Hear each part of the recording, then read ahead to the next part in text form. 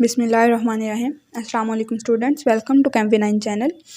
आज जो हम पढ़ने जा रहे हैं वो है एफएससी सेकेंड ईयर केमिस्ट्री के चैप्टर फर्स्ट का topic periodic relationship in compounds, जिसमें क्या आते हैं 3 topics, halides, hydrates and oxides. आज की वीडियो में जो टॉपिक हमने पढ़ना है वो है हेलाइड्स। सबसे पहले हम बात करते हैं कि हेलाइड्स होते क्या हैं।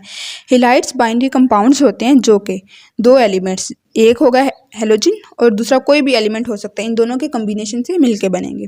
हेलोजन की अगर बात करें तो हमें पता है हेलोजन्स में कौन से एलिमेंट्स आते हैं, fluorine, chlorine, bromine and iodine. जब हम अदर एलिमेंट्स की बात करते हैं तो अदर एलिमेंट्स में हमारे पास कोई भी एलिमेंट आ सकता है, sodium, magnesium, aluminium, silicon, phosphorus, sulphur etcetera, कोई भी आ सकता है।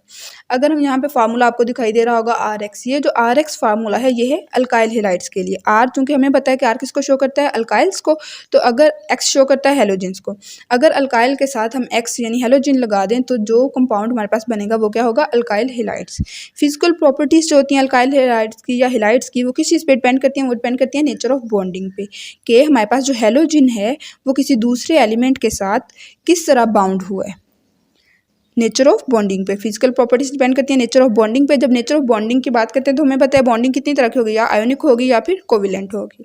लेकिन इन आयोनिक की बेसिस पे जो हेलाइड्स होंगे उन्हें हम आयोनिक हेलाइड्स कहेंगे, अगर कोविलेंट बॉन्डिंग हुई होगी तो उन्हें हम कोविलेंट हेलाइड कहेंगे। इसके अलावा एक और टाइप भी आती है जिसे हम कहते हैं पॉलीमेरिक हेलाइड। सबसे पहले हम पॉलीमेरिक हेलाइड की बात ही कर लेते हैं कि पॉलीमेरिक हेलाइड्स है क्या।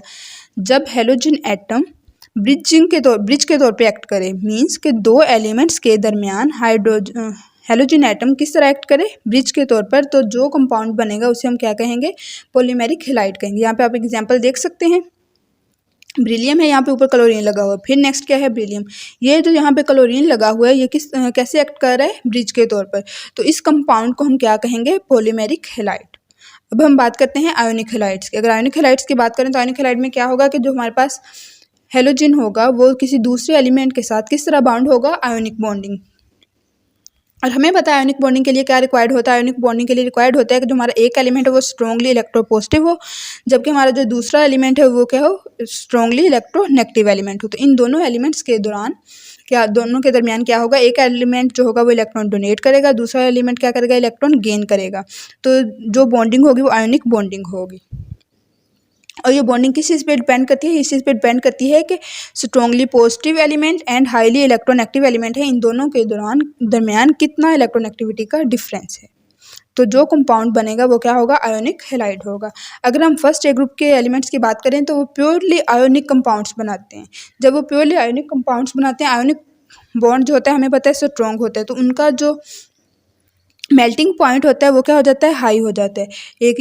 एक तो उनमें आयोनिक बॉन्डिंग है, इस वजह से उनका जो मेल्टिंग पॉइंट हाई हो जाता है। दूसरी चीज़ ये भी है कि उनका जो स्ट्रक्चर होता है आयोनिक हेलाइड्स का वो क्या होता है, 3D लेटेस्ट स्ट्रक्चर होता है, जिसकी वजह से वो 3 डिमेंशनली स्ट्रॉन्गली जुड़े हुए होते हैं। मॉलिक्यूल्स या एटम 3 डिमेंशनली एक दूसरे के साथ स्ट्रॉन्गली जुड़े हुए होते हैं, इसलिए हमें उन्हें मेल्ट करवाने के लिए हाई टेम्परेचर की ज़रूरत होती है, जिसकी वजह से उनका जो टेम्परेचर होता है वो क्या हो जाता है, मेल्टिंग पॉइंट जो होता है वो क्या हो जाता है, हाई हो जाता है। अब हम बात कर लेते हैं कोविलेंट हेलाइड्स की। अगर हम कोविलेंट हेलाइड्स की बात करें तो कोविलेंट हेलाइड्स में इंटरमोलिकुलर फोर्सेस जो कि वंडरवॉल फोर्सेस होती हैं वो क्या होती हैं, वीक होती हैं। इन वंडरवॉल फोर्सेस के वीक होने की वजह से जो हमारे पास कोविलेंट हेलाइड होगा वो किस फॉर्म में पाया जाता है, वो या तो गैशियस फॉर्म में पाया जाता है, या लिक्विड फॉर्म में पाया जाता है, या फिर सॉलिड फॉर्म में पाया जाता है। अगर सॉलिड फॉर्म में हो कभी तो उसका मेल्टिंग पॉइंट बहुत लो होगा, मीन्स इतनी स्ट्रॉन्ग सॉलिड नहीं होगी। कोविलेंट हेलाइड्स की जो फिजिकल प्रॉपर्टीज होती हैं वो किस चीज़ पे डिपेंड करती हैं, वो साइज ऑफ एलिमेंट पे भी डिपेंड करती हैं और पोलराइजेबिलिटी पे भी डिपेंड करती हैं। अब पोलराइजेबिलिटी होती क्या है, पोलराइजेबिलिटी ये होती है कि polarizability is the measure of how easily an electron cloud is distorted by an electric field. Means कि अगर हमारे पास एक कंपाउंड है, उस कंपाउंड पर एक जो एलिमेंट होगा उसके ऊपर पॉजिटिव चार्ज है और दूसरे के ऊपर क्या है, नेगेटिव चार्ज है। अगर पॉजिटिव चार्ज एक साइड से हम उसको प्रोवाइड कर दें इलेक्ट्रिक फील्ड, ये जो पॉजिटिव चार्ज होगा ये क्या हो जाएगा, डिस्टॉर्टेड हो जाएगा, डिस्टॉर्शन शो करेगा। जब ये डिस्टॉर्शन शो करेगा तो इसके ऊपर जो प्लस साइन था वो किस में कन्वर्ट हो जाएगा, वो किस में चेंज हो जाएगा, पार्शली पॉजिटिव में। सेम केस नेगेटिव के लिए भी, कि जो हमारा नेगेटिव आयन है उसमें उस पर भी कौन सा चार्ज आ जाएगा, पार्शली नेगेटिव आ जाएगा। मीन्स के जो हमारा कंपाउंड होगा उसकी जो अपनी असल शेप होगी वो उससे डिस्टॉर्शन शो करेगा, तो उसे हम क्या कहते हैं, पोलराइजेबिलिटी कहते हैं। तो कोविलेंट हेलाइड्स की फिजिकल प्रॉपर्टीज जो होती हैं वो 2 चीज़ों पे डिपेंड करती हैं, साइज पे भी और पोलराइजेबिलिटी पे भी। अब हम बात कर लेते हैं बॉन्डिंग करैक्टर, जो कि हमें पता है आयोनिक होगा या फिर कोवलेंट होगा। अब आप देख सकते हैं कि अगर हेलोजन ग्रुप जो होते हैं उनमें जो बॉन्डिंग करैक्टर है वो होता है टॉप टू बॉटम डिक्रीज। क्यों टॉप टू बॉटम डिक्रीज होता है? हमें पता है टॉप टू बॉटम साइज क्या होता है, इंक्रीज होता है। साइज के इंक्रीज होने से, जब एक हमारे पास ऐसा एलिमेंट हो जिसका साइज बड़ा है तो उस एटम की बॉन्डिंग कैपेसिटी जो होगी वो कम होगी as compare to shorter element. क्यों? क्योंकि जो बड़े साइज का एलिमेंट होगा उसके आउटर मोस्ट शेल में हमारे पास जो इलेक्ट्रॉन या तो वो गेन करे या फिर लॉस करे। अगर वो गेन कर रहा है तो न्यूक्लियस की उस आउटर मोस्ट शेल तक जो अट्रैक्शन है वो क्या होगी, कम होगी। अगर हम छोटे एलिमेंट की बात करें तो छोटे एलिमेंट में जो शेल होगा उसमें अगर कोई इलेक्ट्रॉन ऐड करवाया जा रहा है, इलेक्ट्रॉन गेन हो रहा है, तो न्यूक्लियस की उस इलेक्ट्रॉन के लिए अट्रैक्शन क्या होगी, ज़्यादा होगी। तो बॉन्डिंग करैक्टर जो है वो छोटा एलिमेंट ज़्यादा शो करता है, जबकि जितने साइज में बड़ा होता जाएगा एलिमेंट उतना उसका बॉन्डिंग करैक्टर क्या होता जाएगा, डिक्रीज होता जाएगा। Top to bottom bonding character क्या होता है, डिक्रीज। अगर मेटालिक हैलाइड्स हों, फ्लोरीन मेटालिक हैलाइड्स हों, वो मोस्टली क्या बनाते हैं, बॉन्डिंग करैक्टर उनका क्या होता है, आयोनिक होता है। अगर हम फ्लोरीन, क्लोरीन, ब्रोमीन और आयोडीन की बात करें तो फ्लोरीन क्या करेगा, इसका बॉन्डिंग करैक्टर ज़्यादा होगा क्योंकि ये साइज़ में क्या है, छोटा है। तो इसी तरह अगर हम ग्रुप में मूव करेंगे तो आयोडीन चूँकि साइज़ में बहुत बड़ा है तो इसका बॉन्डिंग करैक्टर क्या होगा, कम होगा। अब हम देख लेते हैं कि हम एक ही मेटल ले लेते हैं और उसका इन सब हेलोजेंस के साथ करवाते हैं बॉन्डिंग। अगर हम एल्यूमिनियम के साथ, क्योंकि एल्यूमिनियम के आउटर मोस्ट शेल में होते हैं 3 इलेक्ट्रॉन, वो तीनों के तीनों इलेक्ट्रॉन वो 3 फ्लोरीन एटम्स को दे दे, हर फ्लोरीन एटम एक एक इलेक्ट्रॉन शेयर कर ले, तो एल्यूमिनियम और 3 फ्लोरीन के दरमियान कौन सी बॉन्डिंग होगी, आयोनिक बॉन्डिंग होगी, प्योरली आयोनिक होगी। इनका मेल्टिंग पॉइंट क्या होगा, बहुत ज़्यादा होगा क्योंकि आयोनिक बॉन्डिंग है। और ये गुड कंडक्टर भी होंगे इलेक्ट्रिसिटी के। अगर AlCl3 बॉन्डिंग भी हो सकती है, AlBr3 भी हो सकती है, AlI3 भी हो सकती है। हमने देखना यह है कि फ्लोरीन यहाँ पे साइज में छोटा है, अगर आयोडीन की बात करें तो आयोडीन क्या है, साइज में ग्रेटर है।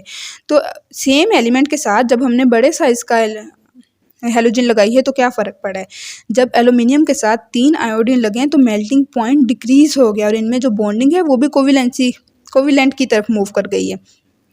और ये क्या है, नॉन कंडक्टर हैं इलेक्ट्रिसिटी के।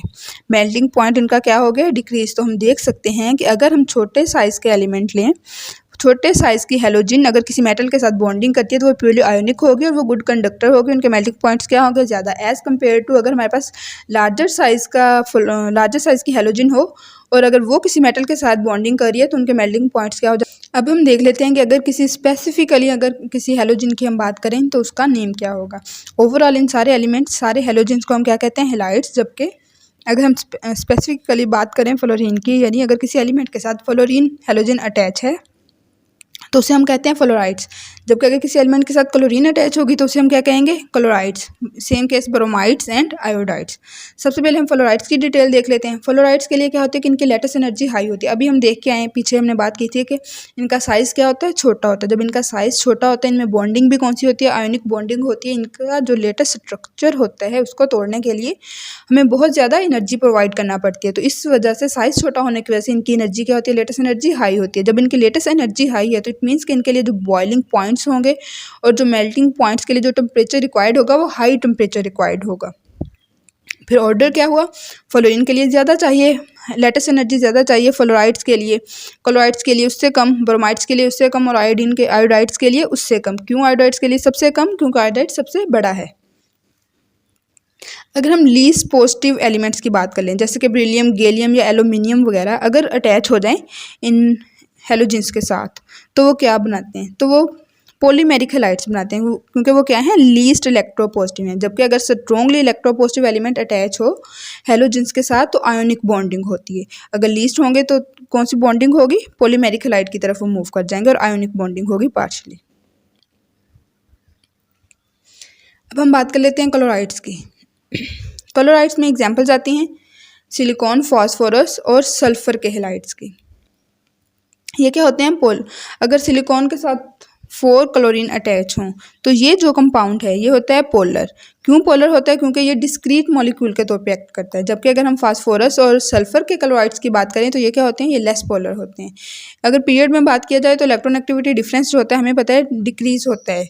लेफ्ट टू राइट क्या होता है? डिक्रीज। तो हमारे पास जो बॉन्डिंग होती है लेफ्ट टू राइट मूव करते हुए किस तरफ चली जाती है? कोविलेंट की तरफ चली जाती है। यहाँ पे हम देख सकते हैं कि सिलिकॉन, फॉस्फोरस और सल्फर जो हैं पीरियोडिक टेबल में राइट साइड वाले एलिमेंट्स है। तो इनमें ये जब क्लोरीन के साथ अटैच होंगे तो जो हिलाइड बनाएंगे वो कौन सा हिलाइड होगा? कोविलेंट हिलाइड होगा। अब हम बात कर लेते हैं आयोडाइड्स की। तो आयोडाइड में है हमारे पास, हमें पता है जो आयोडीन होती है वो लार्जर इन साइज होती है, जिसकी वजह से इसमें पोलराइजेबिलिटी भी क्या होती है? ज़्यादा होती है। और ये इनमें stronger van der Waals forces होती हैं। इनके melting and boiling points high हो जाते हैं। Melting and boiling points high होने की रीज़न क्या है? क्योंकि इनमें stronger van der Waals forces होती हैं। अगर हम किसी एलिमेंट के मोर देन वन हेलाइड बनाना चाहें तो क्या सीन होगा? अगर एक मेटल हेलाइड है, उसने डिफरेंट बनाए हुए हैं कंपाउंड्स, उन कंपाउंड्स में हम उसकी देखेंगे ऑक्सीडेशन स्टेट। अगर उसकी ऑक्सीडेशन स्टेट है लोअर तो वो उसमें कौन सी बॉन्डिंग होगी? Ionic bonding. अगर उस मेटल हेलाइड में जो उसकी ऑक्सीडेशन स्टेट है वो है हायर तो उसमें कौन सी बॉन्डिंग होगी? कोवेलेंट बॉन्डिंग होगी। अब हम यहाँ पे बात कर लेते हैं लेड क्लोराइड की। अगर लेड के साथ दो क्लोरीन एटम अटैच हैं तो जो बॉन्डिंग होगी वो होगी आयोनिक। क्यों आयोनिक होगी? अभी हमने यहाँ पे बात की कि अगर ऑक्सीडेशन स्टेट लोअर है तो बॉन्डिंग कौन सी होगी? आयोनिक होगी। लेड अगर पॉजिटिव चार्ज है तो इसके ऊपर बॉन्डिंग, ये कौन सी बॉन्डिंग शो करेगा? आयोनिक बॉन्डिंग शो करेगा। जबकि अगर लेड के साथ हम 4 क्लोरीन एटम अटैच कर दें तो इनमें जो बॉन्डिंग होती है वो होती है कोविलेंट। क्यों कोविलेंट होती है? अभी हमने बात की कि अगर हायर होगी, हायर ऑक्सीडेशन स्टेट होगी तो कोविलेंट बॉन्डिंग आएगी। तो Pb लेड पर अगर +4 चार्ज है तो ये कोविलेंट बॉन्डिंग शो करेगा। और ये चीज़ पोलराइजेबिलिटी को भी शो करती है। जितना ज़्यादा चार्ज है उतना वो उसकी पोलराइजिंग पावर भी क्या होगी? ज़्यादा होगी। अब हम यहाँ पे देख लेते हैं, ये आपकी FSC की बुक का एक टेबल है जिसमें उन्होंने डिफरेंट कंपाउंड्स लिखे हुए हैं और उनके आगे बताया हुआ है टाइप ऑफ बॉन्डिंग होती क्या है। तो आपने इसको याद कर लेना है, ये MCQs में आ सकता है कि सोडियम क्लोराइड में कौन सी बॉन्डिंग होती है? आयोनिक बॉन्डिंग होती है। तो इस तरह ये आपने सारे एलिमेंट्स के लिए क्या कर लेना है? याद कर लेना है। इसके अलावा अगर आपको वीडियो में कोई बात समझ ना आई हो, कोई क्वेश्चन समझ ना आए हो तो आप पूछ सकते हैं कमेंट करके। वीडियो को लाइक करें, शेयर करें, चैनल को सब्सक्राइब करना ना भूलिए। मिलते हैं अगली वीडियो में। अल्लाह हाफिज़।